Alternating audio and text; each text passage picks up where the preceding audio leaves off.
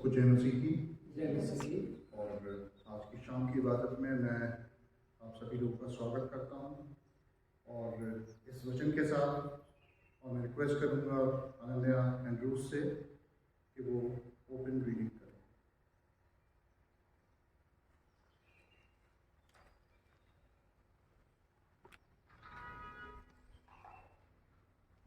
मेरे साथ निकालिए भजन संहिता 122 उसकी पहली और दूसरी आयत। इस प्रकार लिखा है, जब लोगों ने मुझसे कहा कि हम यहोवा के भवन को चलें, तब मैं आनंदित हुआ। हे यरूशलेम, तेरे फाटकों के भीतर हम खड़े हो गए हैं। ये परमेश्वर का वचन है, इसके पढ़े और सुने जाने में परमेश्वर की आशीष हो। अब हम निकालेंगे हिंदी गीत की किताब से song number 269। Song number 269 Hindi गीत की किताब से।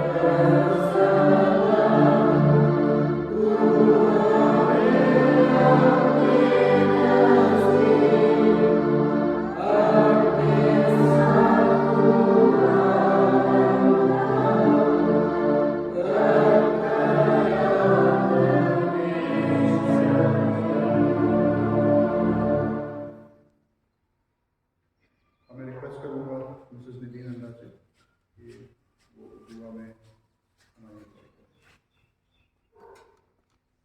आइए हम सब अपने सरों को झुकाएं और प्रार्थना करें। बड़ी दीनता के साथ प्रभु जी हम आपके शरण में आते हैं और धन्यवाद करते हैं प्रभु जी कि आपने हम सबको ये मौका दिया प्रभु जी कि हम आपके भवन में एकत्रित हो सकें और आपकी हम सिफारिश कर सकें प्रभु जी। प्रार्थना करते हैं प्रभु जी, हम आज जो भी वचन प्रभु जी हमें दिया जाए प्रभु जी, वो हम अपना ध्यान उसमें लगाएं प्रभु जी, और ना सिर्फ उसको सुने बल्कि समझें, ग्रहण करें और अपने जीवन में उतारें प्रभु जी। ये वचन प्रभु जी आपके द्वारा दिया गया हो और होने दीजिए प्रभु जी कि हमारे जीवनों में ये काम करने पाए। प्रार्थना करते हैं प्रभु जी यहाँ पे मौजूद एक एक जन के लिए, हमारे पासवान के लिए और सभी जो लोग यहाँ आए नहीं पाए हैं प्रभु जी, उन सब के लिए कि आप सबके साथ होंगे प्रभु जी, सब पर आशीष और अपनी बरकत बराबर बना के रखेंगे। सबकी चिंताओं, बीमारी, परेशानी, तकलीफ़ों को प्रभु जी आप दूर करेंगे प्रभु जी, और होने दीजिए प्रभु जी कि जब हम ये वचन सुने प्रभु जी तो हम अपनी सारी परेशानियों को भूलें प्रभु जी, और आपको अपना जो भी हमारा मन है, जो भी हमारा ध्यान है प्रभु जी, वो पूरी तरह से समर्पित करने पाएँ प्रभु जी। प्रार्थना करते हैं प्रभु जी हम आज के इस दिन के लिए प्रभु जी कि आज जो भी हमें आशीष है प्रभु जी, सुबह से लेकर अब तक आपने दिए, उनके लिए हम धन्यवाद देते हैं प्रभु जी। आगे भी प्रभु जी आप हमारे साथ होइए, जो भी यहाँ पे जन आए हैं प्रभु जी, उन सबके परिवारों के साथ होइए प्रभु जी, और होने दीजिए कि आपकी आशीष और बरकत उन सब पर सदा बनी रखे। प्रार्थना करते हैं प्रभु जी इस प्रार्थना सभा के लिए कि प्रभु जी आप इसको अपने हाथों में लेंगे प्रभु जी, और आगे इसको बढ़ाएंगे प्रभु जी। इस छोटी सी विनती को प्रभु जी आपके सुंदर, मीठे और प्यारे नाम से मांगते हैं, सुनिए और कबूल। आमीन आमीन। अब वक्त होगा कि हम लोग रिस्पॉन्सिबल रीडिंग के लिए की तरफ जाएंगे, और मैं रिक्वेस्ट करूँगा मिसेस दीना मैंड्रूज से कि वो रिस्पॉन्सिबल रीडिंग में हमारी अगुवाई करें। रिस्पॉन्सिव रीडिंग के लिए मेरे साथ निकालिए भजन संहिता 121। इसमें पहली आयत मैं बोलूँगी, दूसरी आयत आप सभी बोलेंगे, और इसी तरीके से हम ऑल्टरनेट आयत्स बोलेंगे। आखिरी आयत हम सभी एक साथ बोलेंगे। मैं अपनी आंखें पर्वतों की ओर लगाऊंगा, मुझे सहायता कहाँ से मिलेगी?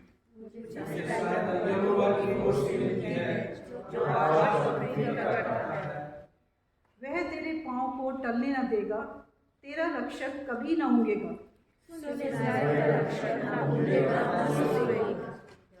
यहोवा तेरा रक्षक है, यहोवा तेरी दाहिनी ओर तेरी आड़ है।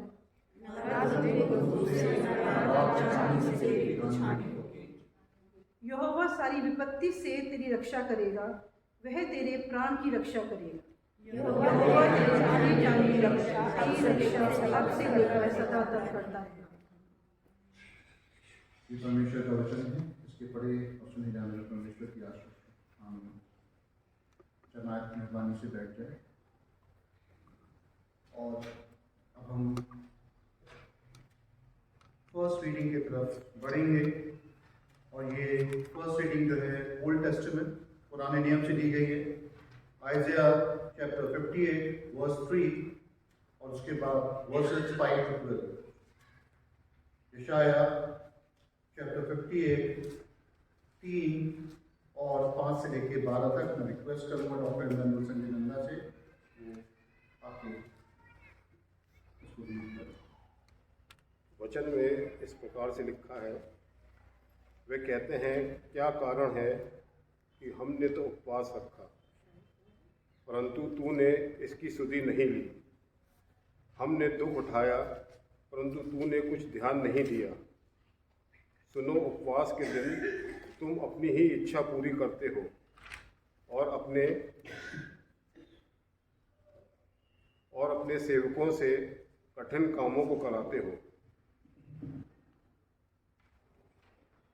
जिस उपवास से मैं प्रसन्न होता हूँ, अर्थात जिसमें मनुष्य स्वयं को दीन करे, क्या तुम इस प्रकार करते हो?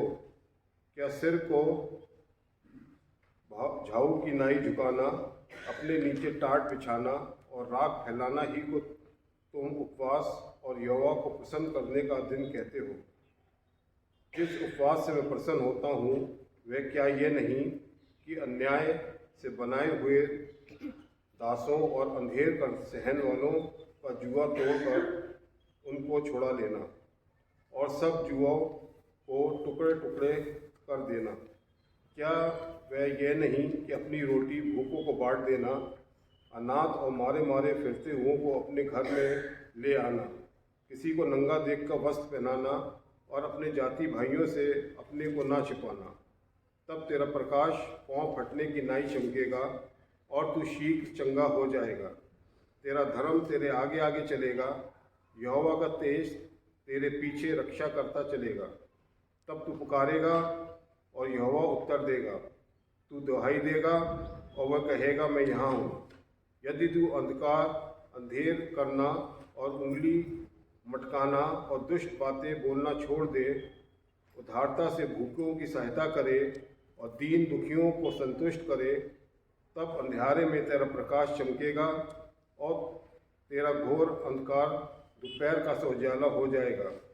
और यहोवा तुझे लगातार लिए चलेगा और काल के समय तुझे तृप्त और तेरी हड्डियों को हरी भरी करेगा, और तू सिंची हुई बारी और ऐसे सोते के समान होगा जिसका जल कभी नहीं सूखता। और तेरा वंश और तेरे वंश के लोग बहुत काल के उजड़े हुए स्थानों को फिर बसाएंगे। तू पीढ़ी पीढ़ी की पड़ी हुई नेव पर घर उठाएगा। तेरा नाम टूटे हुए बाड़े का सुधारक और पथों का ठीक करने वाला पड़ेगा। ये यीशु का वचन है। इसके पढ़े उसके जाने पे अब हम सेकंड रीडिंग जो कि नए नियम से लेंगे, न्यू टेस्टामेंट से लेंगे, मत्ती उसका 6वां अध्याय 16 आयत से लेकर 18 आयत तक, मैथ्यू चैप्टर 6 वर्सेस 16 to 18। मैं रिक्वेस्ट करूंगा मिसेस सीमा जोनंदा से कि वो इसको पढ़े। यहाँ इस प्रकार लिखा है, जब तुम उपवास करो तो कपटियों की नाई तुम्हारे मुंह पर उदासी न छाई रहे, क्योंकि वे अपना मुंह बनाए रहते हैं ताकि लोग उन्हें उपवासी जानें। मैं तुमसे सच कहता हूँ कि वे अपना प्रतिफल पा चुके। परंतु जब तू उपवास करे तो अपने सिर पर तेल मल और मुंह धो, ताकि लोग नहीं परंतु तेरा पिता जो गुप्त में है तुझे उपवासी जाने। इस दशा में तेरा पिता जो गुप्त में देखता है तुझे प्रतिफल देगा। ये परमेश्वर का वचन है। इसके पढ़े और सुने जाने से प्रभु की आशीष। अभी वक्त होगा एक स्पेशल सॉन्ग का जो हम लोगों ने परमेश्वर को आदर और महिमा देने के लिए तैयार किया है। मैं रिक्वेस्ट करूँगा पूरे महिला और फैमिली से कि वो आएँ।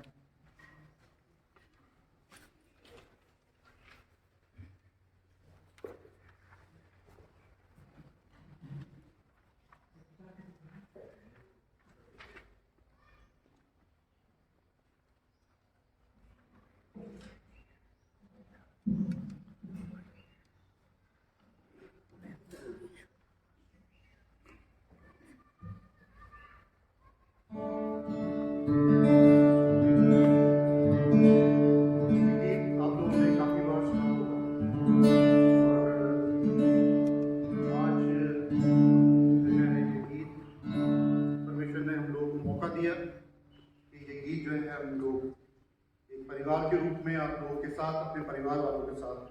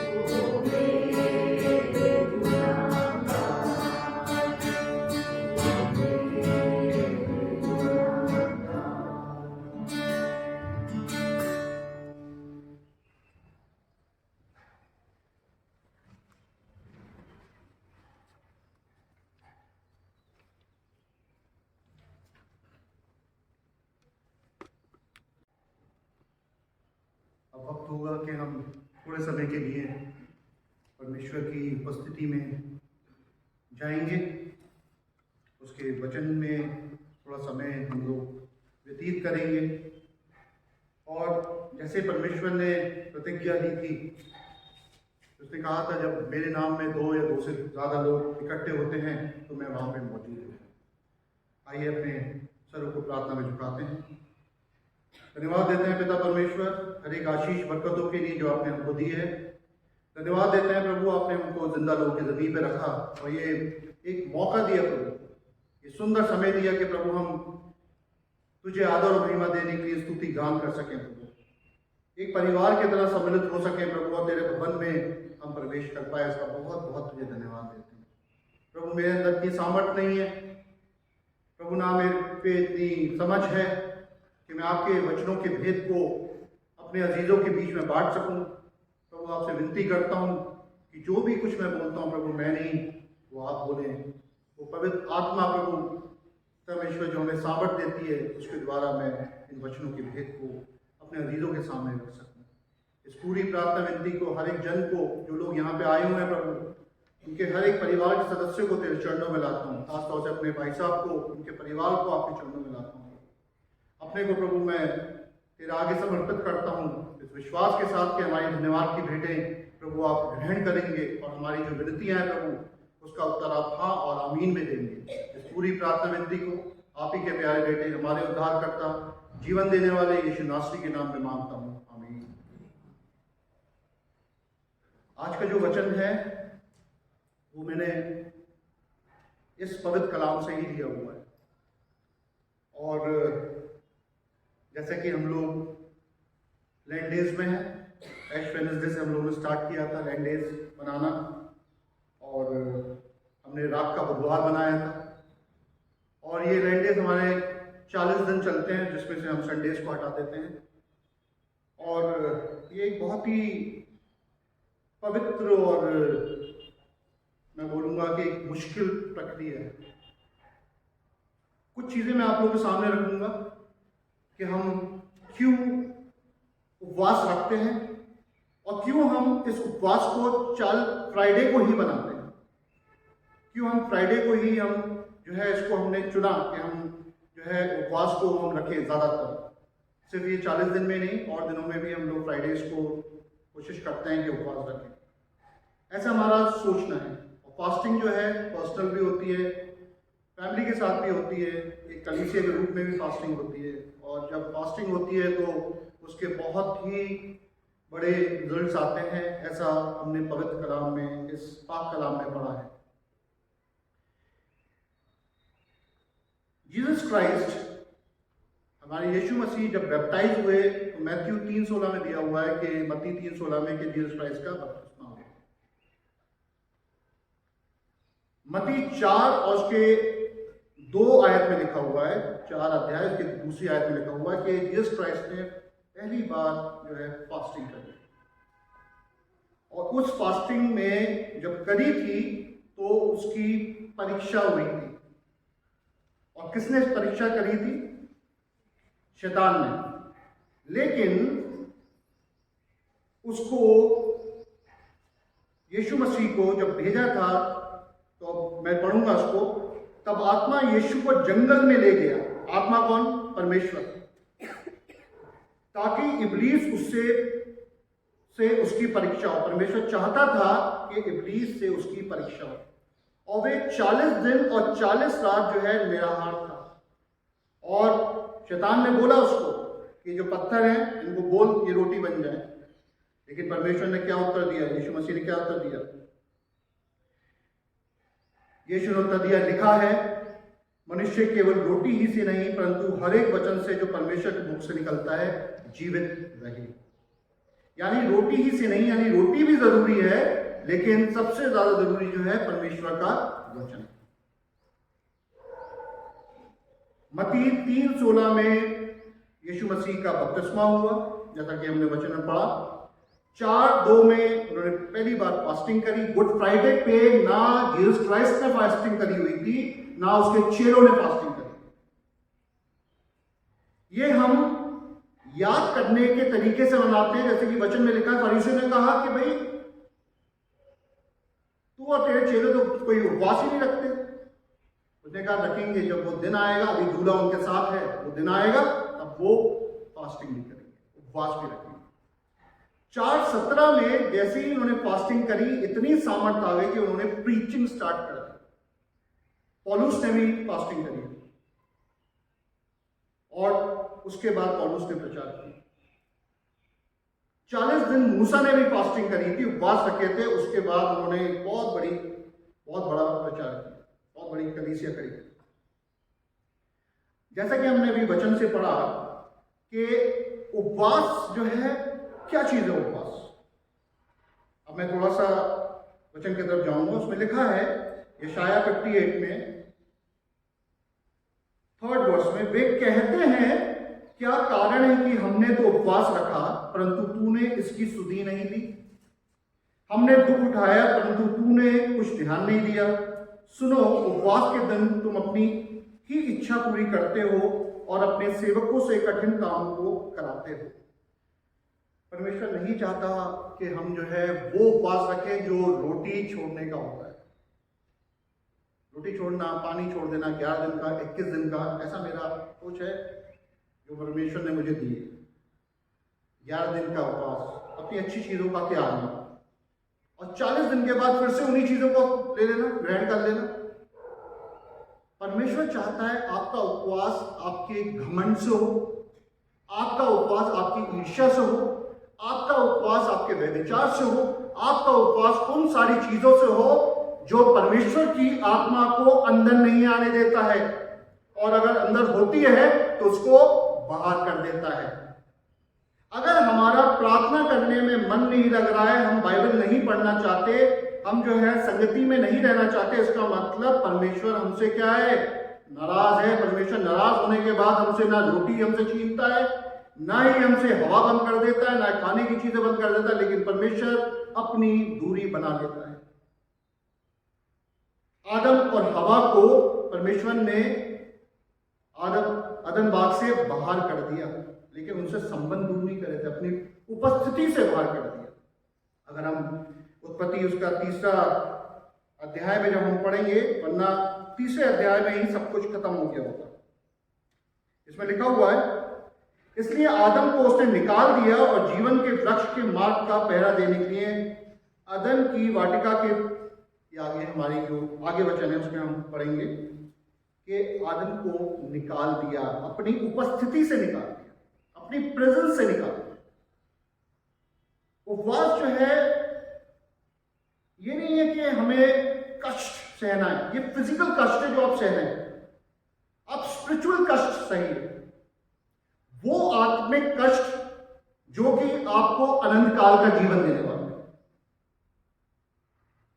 भजन संहिता 51 उसका 10वां और 11वां पद अगर कोई मेरी पढ़ दे, भजन संहिता 51 Psalm 51 वर्सेस 10 और 11, अगर आप में से कोई मेरी पढ़ता है। हे परमेश्वर, मेरे अंदर शुद्ध मन उत्पन्न कर, हाँ, और मेरे भीतर स्थिर आत्मा नए सिरे से उत्पन्न कर। मुझे अपने सामने से निकाल न दे और अपने पवित्र आत्मा को मुझसे अलग न कर। दाऊद रहा है, परमेश्वर से प्रार्थना कर रहा है।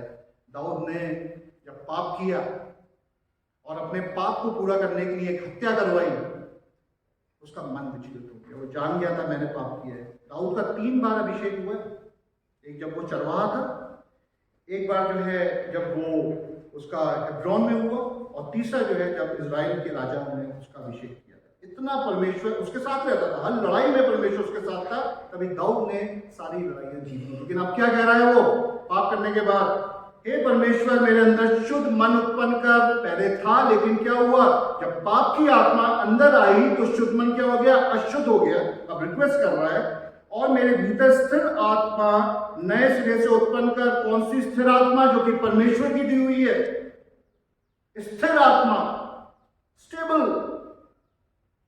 और क्या लिखा हुआ है, मुझे अपने सामने से निकाल ना दे और अपने पवित्र आत्मा को मुझसे अलग ना कर। मुझसे अलग मत कर परमेश्वर, मैं नहीं रह पाऊंगा, मैं नहीं जी पाऊंगा। क्यों?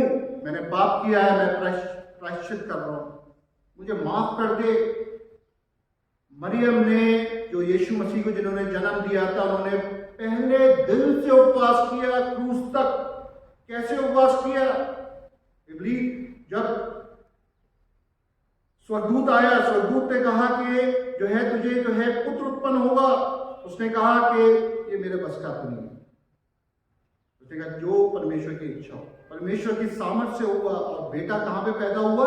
चरनी में। आप लोग कभी इस चीज को, आपके बच्चे कहाँ पे पैदा हुए हैं? अच्छे अच्छे हॉस्पिटल्स में हुए, अच्छे अच्छे बढ़िया जगहों पे रहे। परमेश्वर यीशु मसीह कहाँ उत्पन्न हुए? चरनी में पैदा हुए। उपवास था, वो डिफिकल्ट टाइम था।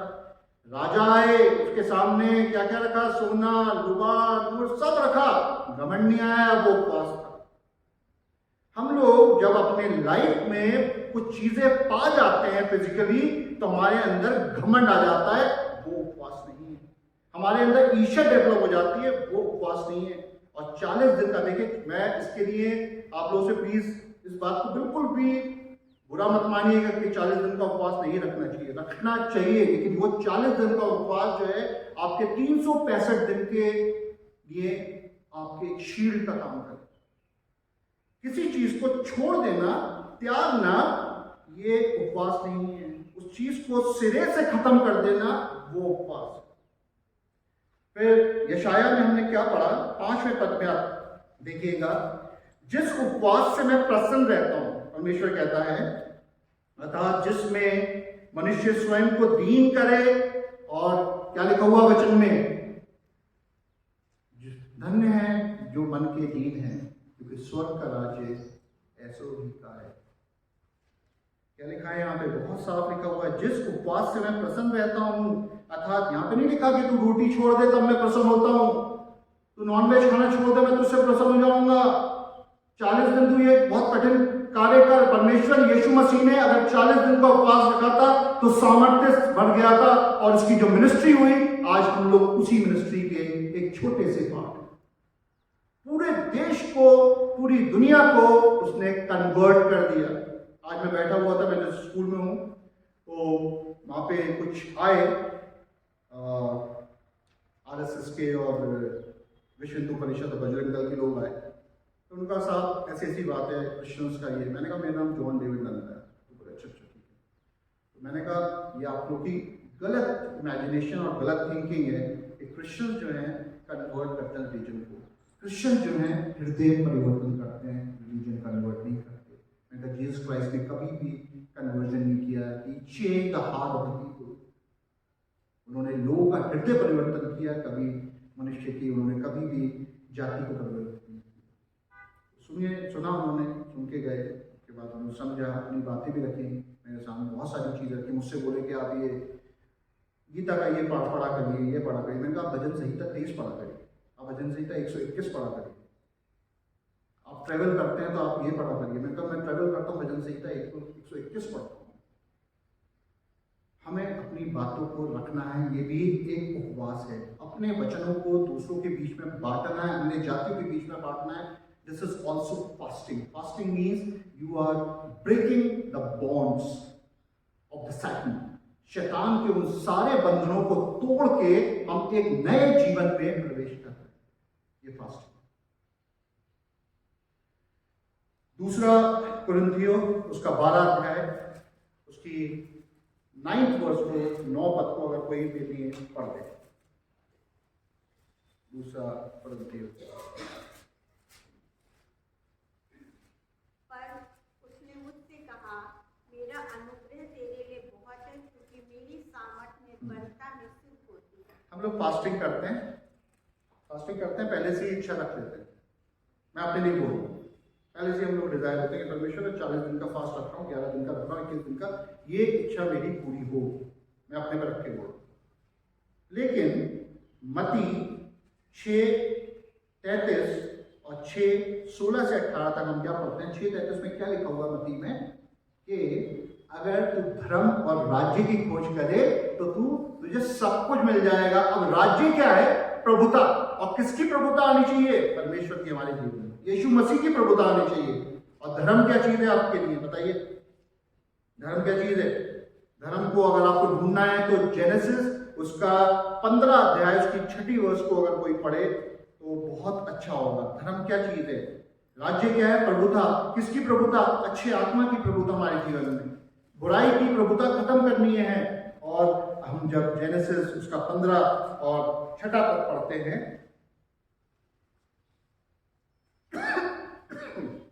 उसने यहोवा पर विश्वास किया और यहोवा ने इस बात को उसके लेखे में धर्म गिना। किसने विश्वास किया? अब्राहम ने।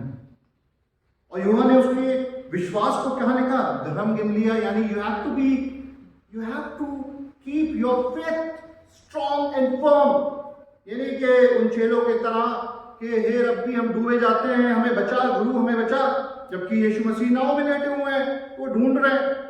पतरस कह रहा है कि मैं पानी पे चल सकता हूं। उन्होंने कहा आ। जैसे पतरस से इधर उधर देखा, पानी डूबने लगा। जब हम इधर से उधर देखने लगते हैं और जब तकलीफों में हम शारीरिक रूप से कमजोर होते हैं, हमें आत्मिक रूप से मजबूत होना है। जब हम आत्मिक रूप से मजबूत होते हैं हम सारी लड़ाइयां लड़ सकते हैं, सारी लड़ाइयां लड़ सकते हैं। लेकिन सबसे पहला क्या है? उपवास का जो सबसे पहला जो रूल है, आपको दीन होना है। परमेश्वर को आपसे ये खुशी नहीं होगी कि कितने आप सुंदर दिखते हैं, कितने खूबसूरत हैं, कितनी हाइट है, कितनी आपकी फिजिक है, किस ओहदे पे आप बैठे हैं। आप प्रधानमंत्री भी हो, परमेश्वर नहीं खुश हो सकता। आपके दिल से, आप हृदय से आप दीन हैं, आप उदार व्यक्तित्व के इंसान हैं, दूसरों की मदद कर रहे हैं, आप दूसरों पे भरोसा करते हैं। क्यों करते हैं दूसरे पे भरोसा? क्योंकि वो विश्वासी हैं। अब मैं इसको और थोड़ा सा आगे पढ़ूंगा। परमेश्वर किस चीज से प्रसन्न होता है? क्या है उपवास? 6 पद में लिखा हुआ, जिस उपवास से मैं प्रसन्न होता हूं वे क्या ये नहीं कि अन्याय से बनाए हुए दासों और अधीन सहने वालों का जुआ तोड़ के, यानी बॉन्डेज तोड़ के उनको छुड़ा लेना और सब जुओं को टुकड़े टुकड़े कर देना। इसको आप पूरा पढ़िएगा 6 से लेकर 12 तक। परमेश्वर इन चीजों से प्रसन्न होता है। और परमेश्वर क्या कहता है? मेरे लिए तुम्हारा सिर्फ अनुग्रह ही काफी है, सिर्फ अनुग्रह। हम लोग परमेश्वर कहते हैं परमेश्वर की दया हम करो। दया क्यों है? कि हम अपने पापों की क्षमा मांगते हैं। हमें उन पापों को फिर से नहीं करना है, इसलिए हम परमेश्वर से अनुग्रह भी मांगना चाहिए। ये परमेश्वर की दया और अनुग्रह हम पे बना।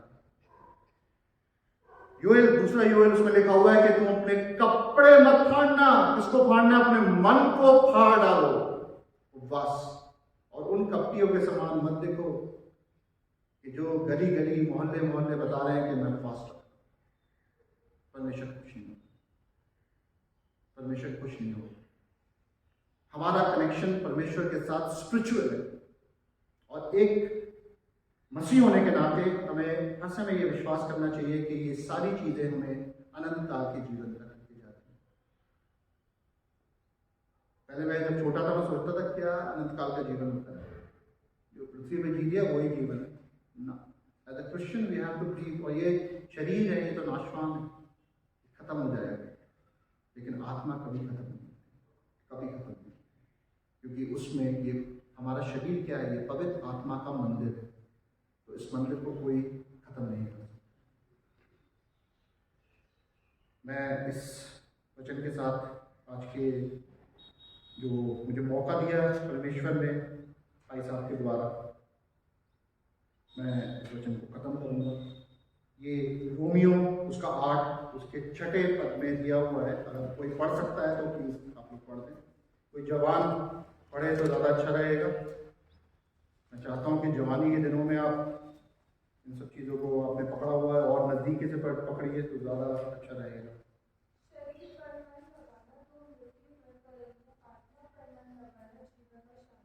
वेरी क्या चीज़ लिखी है इसमें? शरीर पर मन लगाना तो मृत्यु है, परंतु आत्मा पर मन लगाना जीवन और शांति है। किस पर मन लगाना है? आत्मा पे। आत्मा क्या है? प्रभु है। हमें प्रभु पे मन लगाना है। हमें अपनी आत्मा पे मन नहीं लगाना है, हमें प्रभु पे मन लगाना है। क्योंकि आत्मा क्या है? प्रभु है।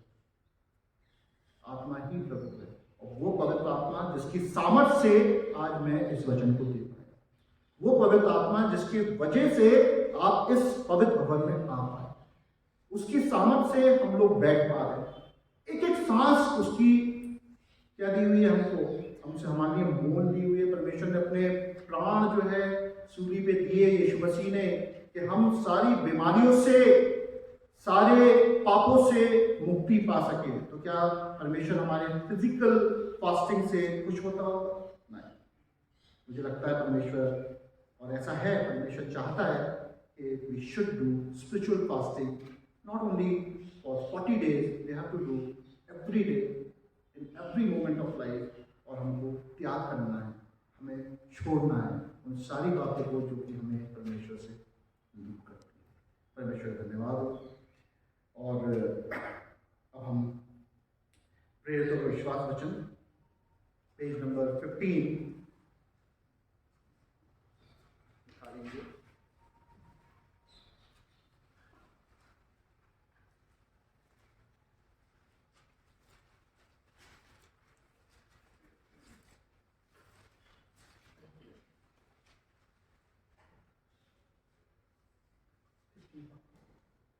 Page number 15 section 12। मैं सर्वशक्तिमान पिता परमेश्वर पर विश्वास करता हूँ। मैं तुम्हारे प्रभु यीशु मसीह पर विश्वास करता हूँ। वे पवित्र आत्मा के सामर्थ्य गर्भ में आए और तुम्हारी वचन से जन्मे हुए। मैं साजिश के शासन में को वे क्रूस पर चढ़ाए गए, मरे और बढ़े और मृतकों के लोक में उतरे, तीसरे दिन में जी उठे। वे स्वर्ग चढ़ गए और पिता के दाहिने ओर विराजमान हैं। वे जीवित लोग न्याय करने को फिर आएंगे। पवित्र आत्मा पर, कलीसिया पर, संतों के संग से, पापों की क्षमा, देह के पुनरुत्थान और शाश्वत जीवन पर विश्वास।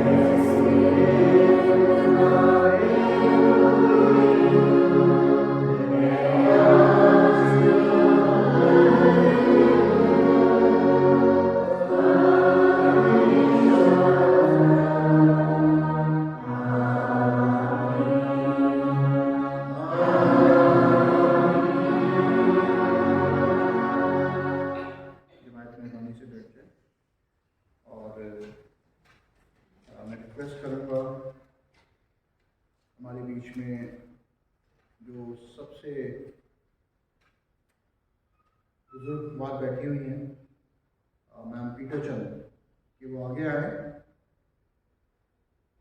और हम सबके लिए एक छोटी सी प्रार्थना करें। आंटी आगे आइए।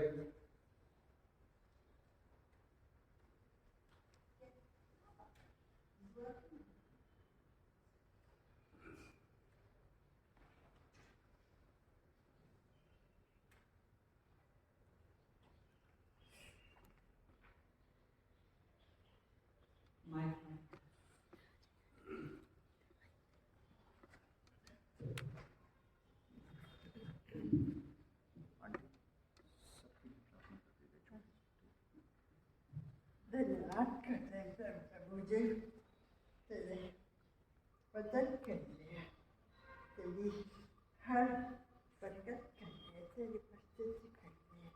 प्यारे खुदावन, जो हमारा मेहमान बाप है, बाप मुझे नहीं मालूम था कि मैं आ सकती हूँ। मैं तेरा धन्यवाद करती हूँ कि तू मुझे 2 दिन पहले कैसे मैं बुखार में थी, मैंने जैसे सामर्थ्य शक्ति मांगी कि मुझे अपनी इबादत में अपने घर में ले जाए। मैं तेरा दिल से धन्यवाद करती हूँ कि तू मुझे लेके आया अपनी इबादत में, इतनी देर मुझे बैठाया। खुदावन, मैं सबके लिए प्रार्थना करती हूँ, जितने लोग आए हैं सबके साथ हो, सबकी मदद कर। तू हमारा जिंदा जलाली कुदूस खुदावंद है, तू अपनी मर्जी पूरी कर, तू हमारी जिंदगियों से अपनी करने को पूरा कर। तेरे बाप आसमानी जो नहीं आ सके तो उनको उनके भी साथ हो। और प्यारे खुदावन, मैं मैं दुआ करती हूँ सब बुजुर्गों के लिए जो अपनी मान में, अपने विश्वास में पढ़ने में हैं, तो उनके साथ हर पल हर क्षण बना रहता है। तेरी मर्जी पूरी होए हमारी जिंदगियों से। अब तो हमें, जब तक तूने हमें रखा, तो अपने विश्वास में, ईमान में हमें बनाएगा। प्यारा खुदा, मैं तेरा धन्यवाद करती हूँ सब बातों के लिए, तेरे वचन के लिए जो तू हमारी जिंदगी में बोता है और सौ गुना सफल लाता है। प्यारे बाप आसमानी, मैं धन्यवाद करती हूँ कि तू मेरा ऐसा जलालू कुदूस खुदा है कि ऐसा कोई तू आज और कल हमेशा एक सा है। प्यारे खुदावन, मैं अपने आप को तेरे अधीन करती और सबको अधीन करती हूँ। तो अपनी महिमा के लिए इस्तेमाल कर। तेरे जलाली और मीठे मधुर नाम में होके मांगती हूँ। आमीन। Thank you so much. ईश्वर आपको आशीष दे। और अब हम पुराने गीत की किताब से गीत नंबर 131 निकालेंगे और इस दौरान जो है आज का दिया किए 131 सॉन्ग नंबर 131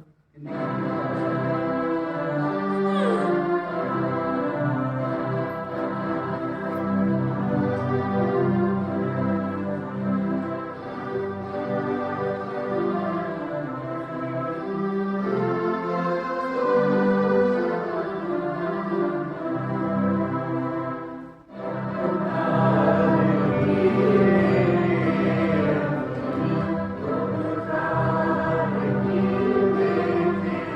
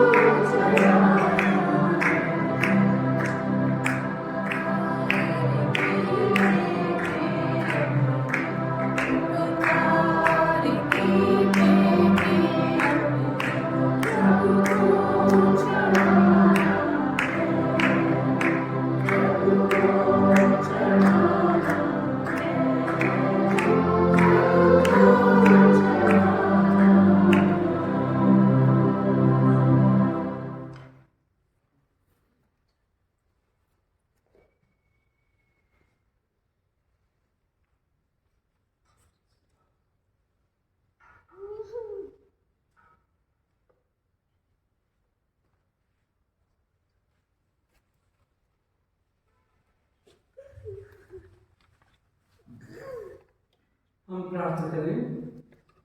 अनुग्रहकारी पिता परमेश्वर, हम हृदय से धन्यवाद देना चाहते हैं पिता इस इवन सॉन्ग सर्विस के लिए। आपकी उपस्थिति यहाँ पे है और आपने अपने वचन के द्वारा हम सबसे बातचीत की। हम धन्यवाद देना चाहते पिता कि आपको एहसास हुआ कि लोग किस प्रकार का उपवास रखते हैं और आपसे उम्मीद करते हैं कि आप उनकी दुआओं को सुनें। मेरे प्रभु, जिस तरह का हम उपवास करते हैं प्रभु, उससे अक्सर दुआएं नहीं सुनी जाती हैं। आप चाहते हैं कि उस उपवास को हम करें जो आप चाहते हैं। धन्यवाद चाहते पिता जॉन डेविड नंदा के लिए, इतने अच्छे वचन के लिए और बहुत बेहतरीन ढंग से प्रभु उसने हमें समझाया आपके कलाम से। हम हृदय से प्रभु आपके वाली हैं। हम देख इस जवान के साथ हो और इसे लंबी उम्र दे, अच्छी सेहत दे, ये जीवन में बहुत तरक्की करें, बहुत आगे बढ़े। हम इनके पूरे खानदान के लिए लोग प्रार्थना करते हैं जिन्होंने आज की इबादत को कंडक्ट किया, गाना गाया, वचन से पढ़ा और तमाम जितनी भी एक्टिविटीज़ में प्रभु इन्होंने पार्टिसिपेट किया। हम दिल से प्रभु आपके बारे हैं। इस पूरे खानदान में प्रभु आपकी बड़ी बरकत हो। जितने हम लोग यहाँ पे, हम सबके भी साथ हो। हम सबकी चिंताओं को दूर करें, परेशानी को दूर करें। यदि कोई परेशान है उनकी परेशानी का समाधान करें। यदि कोई अशांत है उनको शांति प्रदान करें। यदि कोई बीमार है आप उन्हें चंगाई इनायत करें। यदि कोई ज़रूरत में है उनकी ज़रूरत को पूरा करें। यदि पारिवारिक कोई समस्या है उन सारी समस्याओं से प्रभु छुटकारा दें और प्रभु हम देख के हम आपके कदमों के पीछे चल सके मेरे प्रभु जी। और जबकि हमारे अभी पाम संडे और फिर पैसन वीक और Good Friday, Easter, Maundy Thursday, Good Friday, Easter, तमाम जो इबादतें हमारी हो रही होंगी प्रभु, एक एक इंतजाम में प्रभु आप हमारी मदद करें और अपने वचन के द्वारा हम सबसे बातचीत करें ताकि आपके मरने के द्वारा, पुनरुत्थान के द्वारा हम बहुत कुछ बातों को सीख सकें और आप क्या चाहते हैं हमसे प्रभु उन बातों को हम कर सकें और अपने संबंधों को प्रभु हम आपके साथ जोड़ सकें। हम धन्यवाद चाहते पिता मिस्टर जिम के लिए, जब उनकी तबीयत खराब थी परंतु फिर भी प्रभु इबादत में आए मेरे प्रभु। हम दिल से प्रभु आपके वाले हैं। आपने अच्छी से इनायत करें, अपनी हिफाजत में रखें मेरे प्रभु। और प्रभु मैं अपनी पूरी कलिसिया को प्रभु आपके हाथ में रखता हूँ। एक एक हिफाजत करें, रक्षा करें। आप बुजुर्गवार आंटी नंदा के लिए प्रभु धन्यवाद चाहते हैं उनके प्यारे जीवन के लिए।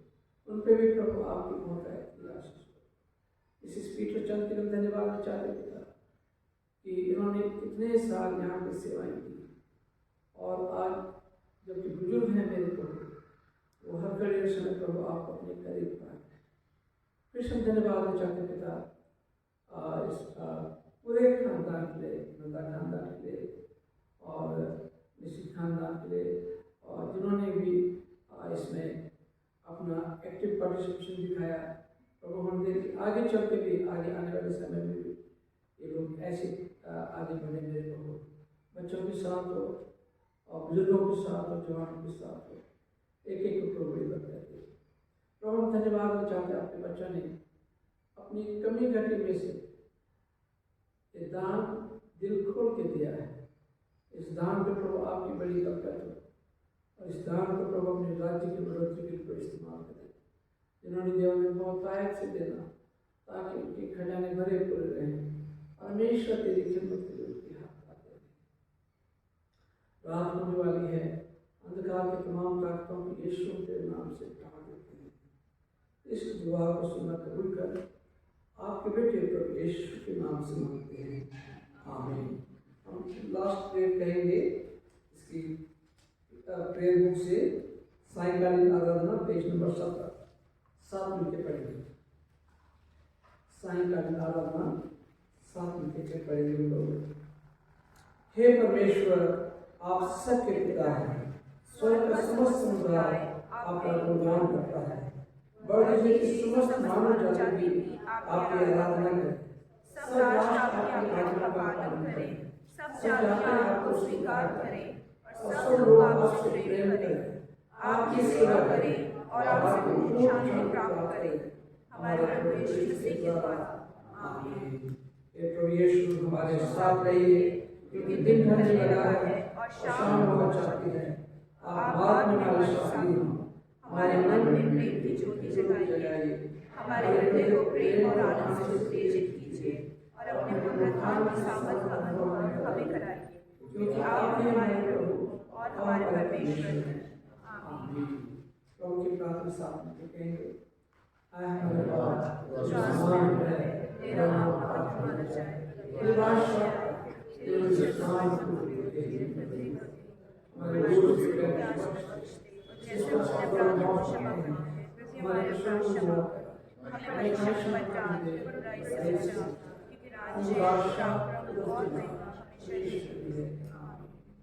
आप पिता परमेश्वर का प्रेम, प्रभु यीशु का अनुग्रह और पवित्र आत्मा की सहभागिता विश्वासियों के साथ, खास करके इस परिवार के साथ और जितने हम लोग यहाँ पे हैं सबके साथ और पूरे विश्वव्यापी कलीसिया के साथ आज में हमेशा।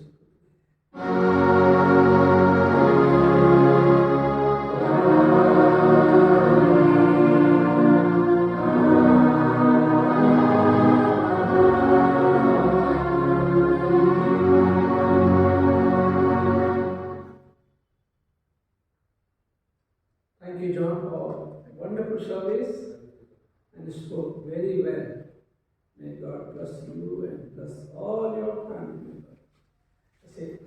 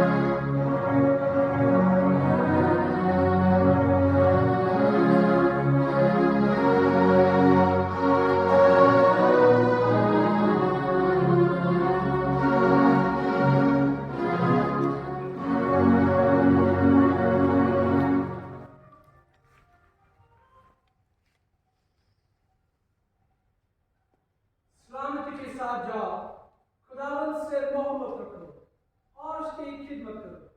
खुदावंद यीशु मसीह के वसीले से